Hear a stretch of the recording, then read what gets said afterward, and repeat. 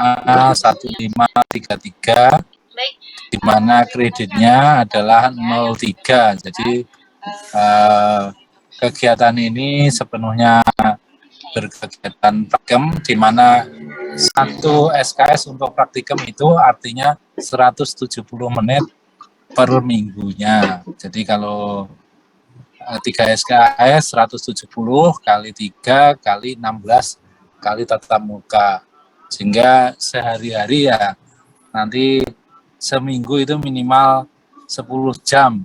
Jadi memang waktu itu kita setting bahwa praktikum ini memungkinkan mahasiswa beraktivitas untuk produksi benih, jadi tekun di lapangan, melakukan seleksi, melakukan pengamatan, dan berkegiatan lain. Karena praktikum produksi benih ini juga menyangkut banyak mata kuliah seperti pemulihan tanaman, seperti produksi tanaman, agronomi, kemudian pengendalian hama penyakit, dan menyiapkan tanah juga ilmu tanah. Jadi semua bidang akan tercover dalam kegiatan ini. Mengingat agroteknologi ini juga mencakup ilmu-ilmu dari benih, pemulihan tanaman, tanah, kemudian agronomi, kemudian juga nanti karena produksi benihnya tidak hanya tanaman pangan, ada hortikultura, juga menyangkut kajian hortikultura, pengendalian hama dan penyakit. Jadi memang mata kuliah ini mewadahi semua mata kuliah yang terkait dalam kegiatan produksi benih. Jadi mengingat mata kuliah ini juga mendukung IGO 7, jadi nanti menggunakan pembelajaran studi kasus ataupun proyek base yang komponen penilaian ini harus 50% dari nilai akhir. Jadi nanti komponen praktikum nanti dibahas di belakang. Jadi itu sekilas, monggo Mas Bahtiar dilanjutkan. Jadi silabus praktikum produksi benih secara sekilas intinya mempraktikkan cara memproduksi benih bersertifikat dan melakukan serangkaian uji mutu benih. Jadi benih yang diproduksi pada kegiatan ini harus benih yang bermutu, ya. Nah, jadi di benih ada kelas benih dari kelas pemulia sampai kelas untuk produksi, ya. Nanti ya, pada waktu kemarin kuliah produksi benih Anda sudah dikenalkan tentang kelas-kelas benih dengan spesifikasi. Memang setiap kelas mempunyai ciri khas tertentu, yang intinya bahwa dengan adanya sertifikasi ini secara genetik terjamin mutunya, secara fisiologis dan penampilannya akan baik. Jadi tadi sudah disinggung. Kemudian kalau ini gambarnya beberapa macam benih, intinya benih di sini tidak hanya benih berupa biji, juga benih berupa tanaman, bisa setek, bisa umbi, bisa bahan vegetatif yang lain yang bisa dimanfaatkan sebagai bahan perbanyakan tanaman. Jadi benih tanaman yang selanjutnya adalah, kalau ini dilihat di PowerPoint, bagian yang digunakan untuk perbanyakan dan atau membiakan tanaman. Di produksi benih adalah serangkaian kegiatan untuk menghasilkan benih. Jadi tidak hanya benih biji, tapi juga bisa bagian vegetatif lain yang bisa digunakan sebagai sumber untuk menanam. Bisa setek, bisa umbi, bisa daun, bisa dari yang lain. Baik, selanjutnya Mas Bahtiar. Jadi produksi benih kalau dilihat tadi bisa secara generatif maupun vegetatif. Jadi nanti kalau vegetatif ini biasanya menghasilkan sifat yang sama dengan induknya. Kenapa demikian? Karena perbanyakan secara genetatif itu, kalau ingat di genetika bahwa dia perbanyakannya secara mitosis, jadi kopi sel DNA-nya sama persis dengan induknya, makanya menghasilkan sama dengan induknya.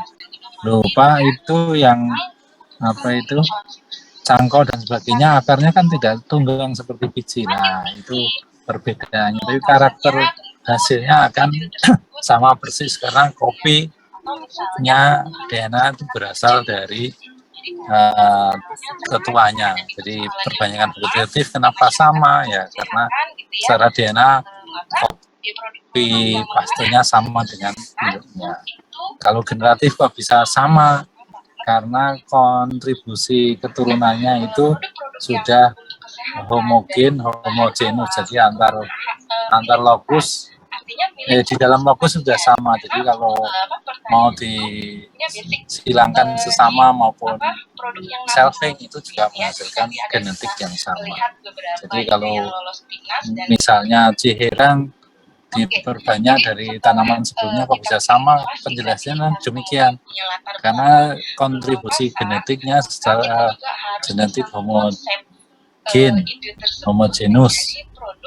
Nah, bisa aja dalam lokus itu sama-sama resesif, antar lokus bisa dominan, antar lokus bisa berbeda, tapi dalam lokus harus sama sehingga menghasilkan keturunan yang sama persis. Baik, selanjutnya Mas,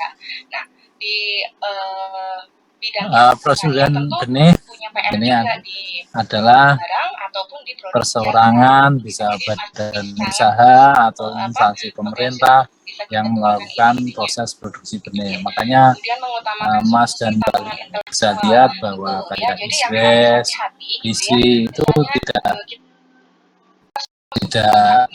mensertifikasi ke BPSB, dia melakukan sertifikasi ini karena ada definisi yang sudah minta izin untuk mensertifikasi. Jadi produksi langsung sertifikasi, langsung keluar kemasan yang sudah tersertifikasi. Kalau beberapa Anda lihat di desa-desa ada produsen benih, ini dia biasanya memperbanyak kerjasama dengan Sanyangri. Bisa juga kalau Anda jalan-jalan ke Kediri, BISI juga bekerjasama dengan petani dalam memproduksi jagung hibrida. Makanya nanti ada beberapa kasus yang bisa Anda lihat kenapa ada sengketa, karena tetua yang digunakan itu sama yang diproduksi dengan petani, makanya ada sengketa. Produsen benih memproduksi benih sesuai standar mutu. Nah, mutu ini bisa Anda lihat bahwa benih ada kelas penjenis, kelas ekstensi dan sebagainya. Kalau lihat warnanya ada kuning, putih, ungu dan sebagainya. Yang mencakup mutu genetik, jadi kenapa disertifikasi? Karena ada jaminan genetiknya bahwa kalau itu cirang ya, kalau ditanam ya cirang, bukan ya rampat atau yang lain. Secara fisik ya bagus seperti kriteria benih yang ditentukan di varietas tersebut dan tidak terkena hama maupun penyakit. Secara fisiologis dia sudah masak sehingga begitu ditanam juga tumbuh karena daya tumbuhnya juga tinggi, dan setiap kelas benih prosentase daya tumbuhnya juga bervariasi. Itu monggo selanjutnya.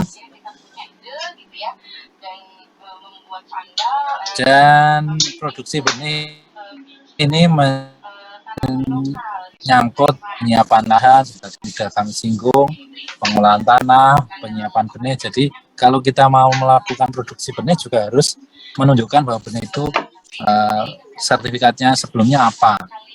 Jadi kalau penjenis nanti turun lagi sampai benih sedang. Kemudian penanaman diusahakan sesuai dengan standar penanaman. Harapannya tanaman tumbuh sehat, hasilnya masak dan menghasilkan benih. Demikian pula kita pemupukan, maka pemupukan harus cukup, jangan sampai terjadi defisiensi hara atau kelebihan hara sehingga mengakibatkan kerusakan benih. Ada penyiangan dan pemburuan kalau diperlukan nanti untuk kesehatan daripada tanaman. Yang ini yang penting adalah pengendalian hama penyakit, karena benih itu tidak boleh membawa hama maupun penyakit, mengingat ini bisa menimbulkan masalah di kemudian hari waktu ditanam. Demikian pula juga bermasalah pada waktu panen benih. Kemudian pemberian air yang cukup, jangan sampai stres hingga menghasilkan benih yang memadai. Roguing ini salah satu istilah untuk melakukan seleksi. Jangan sampai ada tipe simpang, makanya jaminan genetik selain benih asal, kemudian perawatannya jangan sampai ada persilangan dengan yang lain. Makanya juga nanti juga selain roguing ini juga jarak maupun waktu tanam berbeda, sehingga waktu terjadi bunga itu tidak ada produs dari sumber bunga yang lain. Tahapan selanjutnya panen dan processing dalam rangka untuk mendapatkan benih yang siap bagi konsumen, yaitu makanya dari kegiatan ini akan memperlihatkan bahwa keterlibatan berbagai bidang ilmu dari tanah,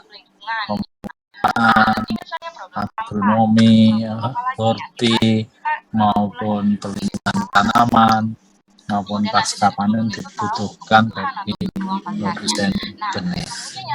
Baik, silakan Mas Batiar. Kemudian setelah kita melakukan produksi sesuai dengan ketentuan, kita melakukan sertifikasi benih. Sertifikasi benih ini merupakan serangkaian pemeriksaan atau pengujian dalam rangka sertifikasi benih. Sertifikasi benih adalah keterangan tentang pemenuhan atau telah memenuhi persyaratan mutu yang diberikan oleh lembaga sertifikasi pada kelompok benih yang tersertifikasi. Jadi pada umumnya kalau benih-benih seperti padi, ini BPSB juga melakukan sertifikasi. BPSB itu selain padi, palawija maupun tanaman-tanaman hortikultura, kentang, bawang, dan sebagainya. Jadi kenapa harus sertifikasi? Ini salah satu lembaga yang menjamin bahwa benih itu sesuai dengan mutunya, baik genetik, fisik, fisiologis tadi. Kemudian selanjutnya Mas Batiar, secara sekilas prosedur sertifikasi dapat dilihat di gambar ini. Jadi pertama memeriksa kebenaran benih sumbernya. Jadi, benih asalnya juga harus ditunjukkan ada sertifikatnya, enggak pertanaman. Jadi kalau mau sertifikasi, lahan yang digunakan di mana, benih sebelumnya, tanaman yang sebelumnya sama atau tidak, kalau tidak bagaimana caranya. Jadi harus diyakinkan bahwa benih itu nanti yang tumbuh sesuai varietas yang ditanam. Kemudian tadi sudah disinggung juga isolasi tanaman agar tidak terjadi persilangan dengan tanaman lain atau liar.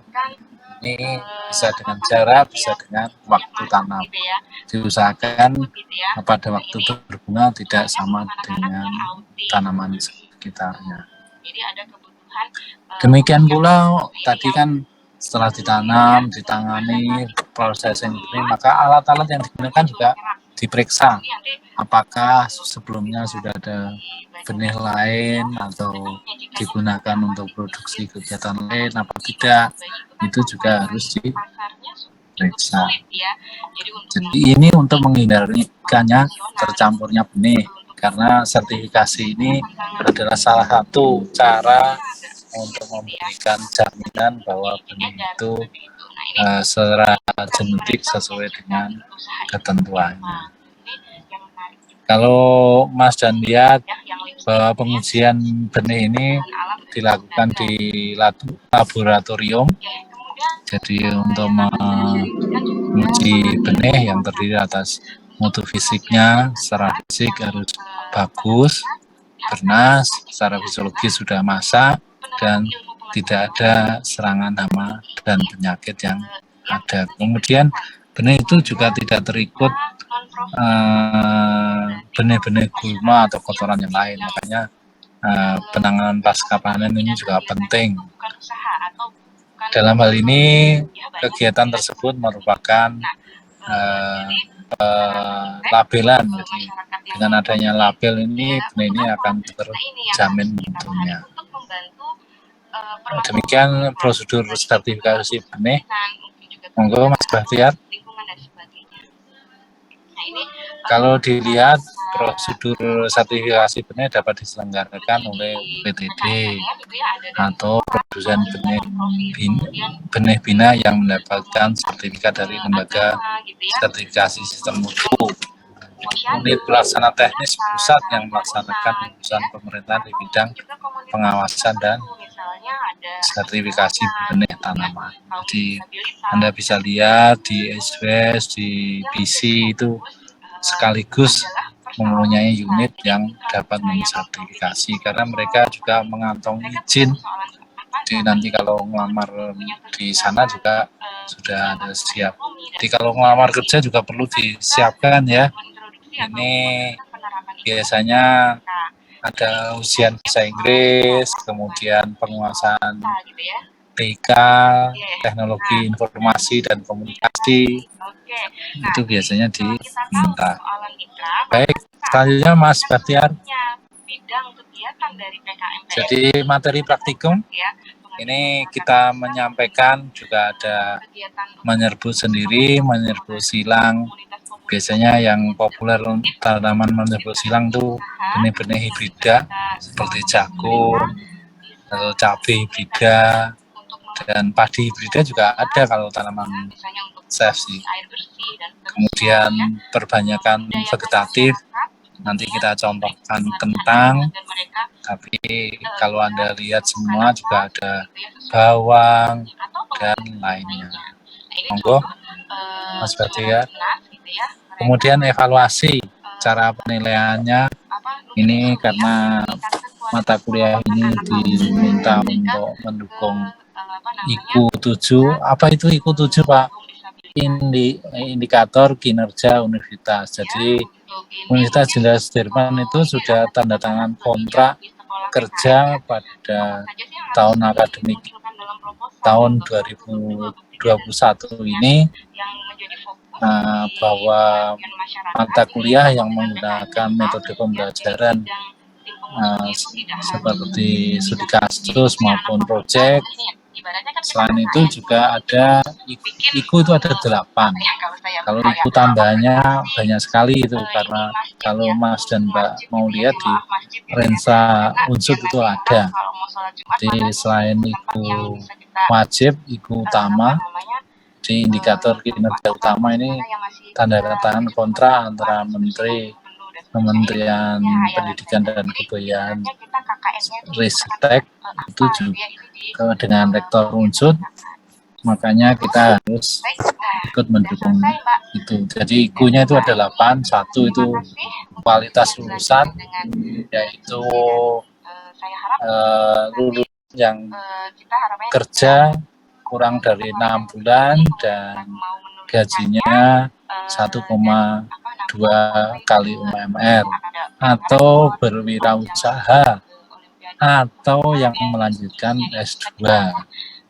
Kemudian IKU 2 itu mahasiswa yang berkegiatan MBKM atau belajar di luar kampus 20 SKS per semester, atau mahasiswa yang berprestasi pada tingkat internasional. itu kira-kira 35% apa ya dari jumlah mahasiswa.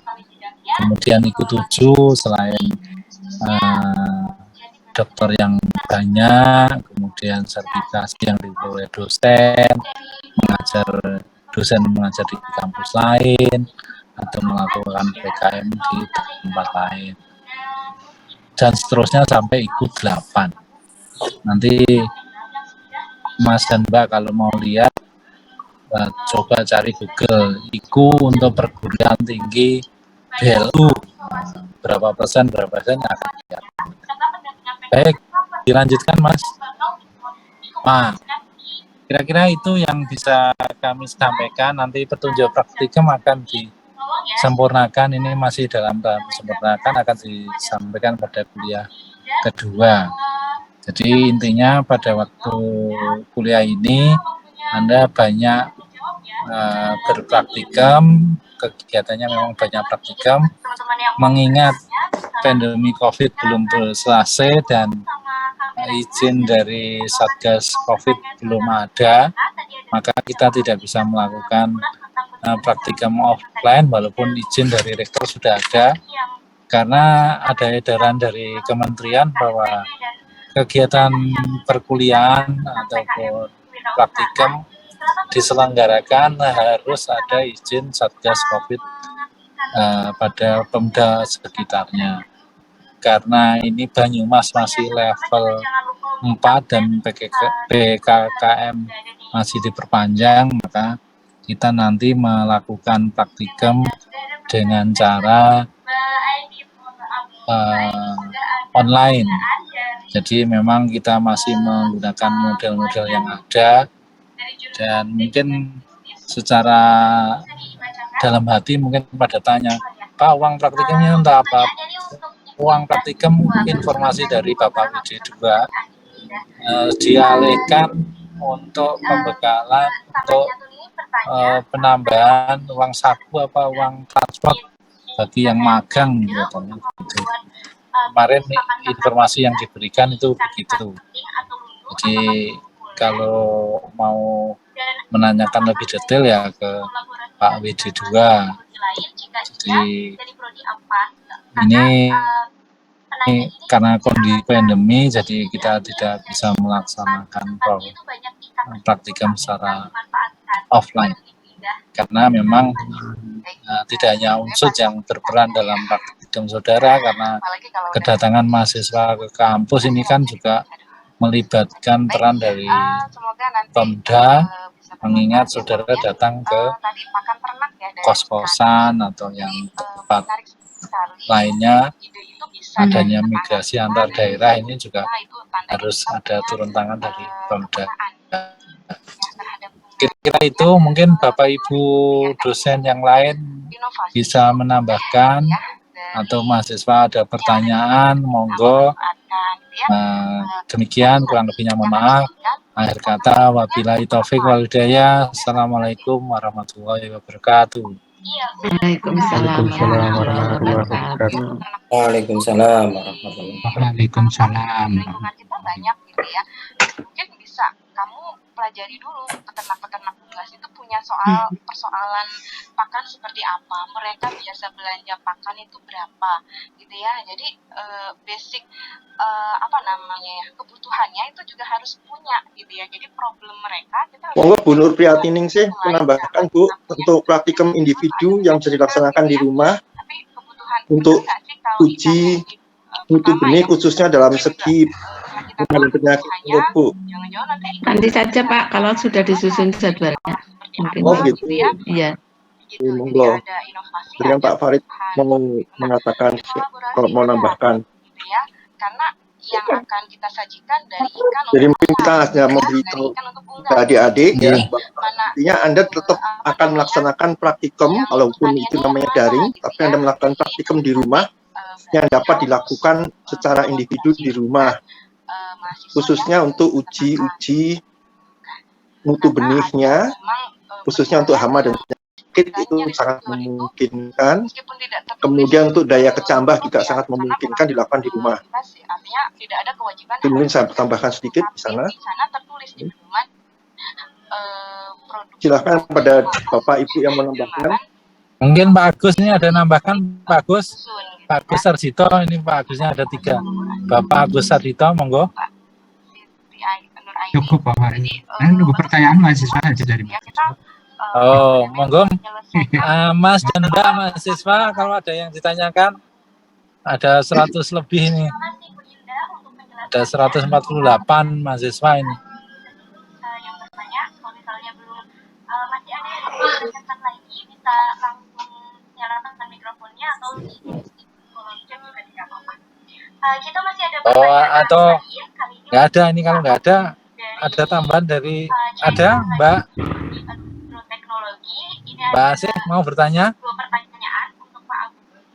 Yang pertama, tadi Kalau nggak ada, kita yang bertanya Pak Farid untuk mengetes apakah mahasiswa memperhatikan atau tidak. kita harus berhati-hati. Silakan, mahasiswa mau Monggo, bertanya atau monggo. dosennya yang bertanya. Ini ada yang resen ini. Misalnya Ada yang resen siapa ini ya? mau ada IPK sebelumnya, itu hanya sedikit Mas Batiar bisa monitor yang resen itu? Belum ada, Pak. Belum ada, Pak. Ada. Silakan Oh, resen. oke. diajukan di PKM. Monggo Pak Budi kalau mau ditanya. Baik, saya bertanya kepada mahasiswa ya. Silakan Anda menjawab, nanti bicara sama Mas Bakhtiar untuk aktifan Anda. Tadi Pak Farid mengatakan ada berbagai macam level benih. Ya, coba kalian sebutkan 3 level benih, sertifikasi benih, setidaknya 3. Silakan. Silakan Siapa yang jawab resen dulu. Yang menjawab resen dulu biar kelihatan. Jangan langsung menjawab.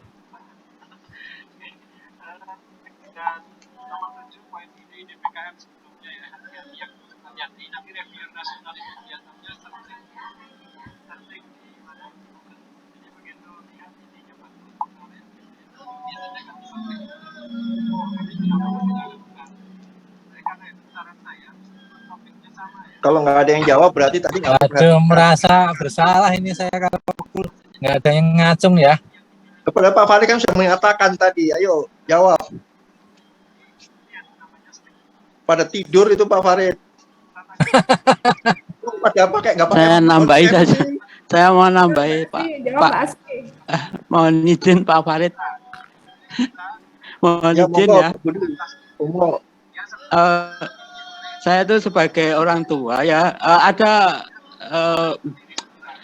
ada kecenderungan gap kualitas yang tatap muka dan yang daring ya. Itu saya harapkan adik-adik mahasiswa justru lebih berkualitas ya, di rumah dengan lebih nyaman ya, semangat untuk belajar itu lebih daripada kalau tatap muka. Saya kira yang paling penting komunikasi antar mahasiswa itu lebih intens, saya kira ya. Udah tahu emailnya, udah tahu nomor HP-nya, jadi sesama mahasiswa bisa lebih intens berkomunikasi. Siapa tahu, nah, ya itu yang agak-agak. Terima kasih. Pak Budi Smono, terima kasih tambahannya, nggih. Terima kasih Pak Budi. Alhamdulillah. Monggo Pak Pon kalau nambahkan Pak Pon. Sudah pasang headset nih, mau nambahkan nih. Enggak, kemarin Pak Farid nge-share yang itu yang saya lihat. Itu lumayan Pak Farid, secara praktis yang webinar itu. Ya, kami itu ya lumayan. Jadi mungkin juga kalau ada mahasiswa yang itu bisa dijadikan sebagai pegangan lah barangkali. Karena kan itu yang berkaitan dengan apa namanya, antara yang produsen dan dari bank PSB. Saya kira lumayan. Dan kalau ini mungkin ya, kalau mungkin lebih banyak ya teman-teman yang ikut di situ bisa dikumpulkan lah, di-sharingkan ini. Saya kira itu saja, Farid. Untuk yang lain sih saya tidak punya apa-apa. Nggih, Pak Pon, terima kasih. Nah, ini di kolom chat ada yang bertanya diktat, ada enggak? Nggih, pada pertemuan kedua akan kami berikan diktatnya. Dicari inovasi teknologinya apa, Nggih. Ini ada tambahan lagi Bapak Ibu dosen atau mahasiswa ada yang bertanya. Kalau tidak bertanya berarti sudah cukup apa ya? Akan ketemu lagi Jumat depan. Ini sudah baik Pak, terima kasih. Nah itu di kolom chat sudah. Monggo ini. Tadi belum dijawab itu. Pertanyaan Pak Budi belum dijawab, Pak. Nah ya nggak ada yang jawab Pak. Saya selaku dosen pengampu mata kuliah nggak berhasil ini. Dikasih minus nilainya itu. Berarti Pak Nur Farid dicuekin, Pak, presentasinya. Ya, alhamdulillah. Yang penting pinter-pinter. Izin Pak. Ada yang mau jawab? Ini ada yang mau jawab? Ya, monggo Mas Bahtiar sama Mas Bagas diatur. Ya Pak, saya Asi Pak. Mohon maaf kalau salah tadi sepertinya pas bagian Pak Farid itu ada tanaman menyerbuk silang, contohnya itu padi, terus tanaman yang menyerbuk silang atau hibrida itu contohnya jagung, terus yang ketiga itu membiak vegetatif itu contohnya kentang Pak. Gitu Pak, kalau nggak salah ya Pak. Oh, itu jenis tanaman itu, jenis komoditas, bukan kelas benih. Yang ditanyakan kelas benih oleh Pak Budi. Iya Pak, saya Indri izin menjawab Pak. Nah, monggo. Ya, untuk benih itu setahu saya ada benih penjenis, ada benih dasar, ada benih pokok. Seperti itu Pak untuk yang 3. Jadi seperti dasar sama pokok sama ya. Masih kurang satu yang tuh dijual ke masyarakat. Oh, benih sebar mungkin Pak atau ya. Ini vouchernya dari Pak Budi nanti. Ya. Voucher berapa ini? 50.000 Pak, Pon. Berapa giga Pak? Berapa giga? Alhamdulillah. Ya Mbak ditagih Pak Budi Mbak. Izin Pak Farid, saya ingin mahasiswa, walaupun sebentar. Mas Bagas. Walaupun sebentar, saya ingin mahasiswa on kamera coba. Banyak anak saya cek ke belakang itu off kamera semua. Saya ingin screenshot coba dari yang halaman pertama. Sinyal Pak Agus. Sekitar 1-5 menit on kamera coba. Ya semuanya. 1 menit coba. Ayo Mbak Okta Siwi Frida Astanti. Mas Bah coba dibantu ya yang nggak on kamera terus screenshot Mas Bahtiar dari halaman pertama. Mbak Syahida. Kita untuk absensinya on cam. Kalau nggak on cam dianggap tidak masuk walaupun isi absensi di Google Form. Panik. Foto. Mungkin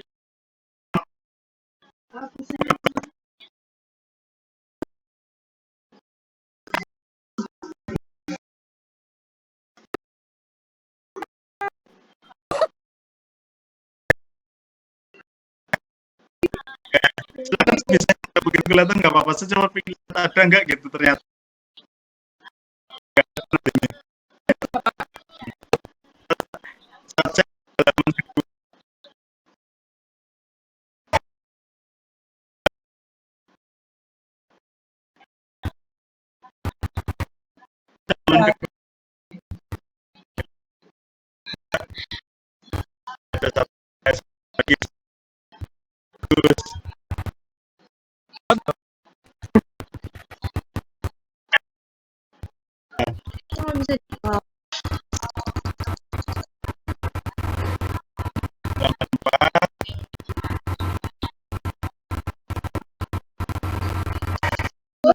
Jadi mau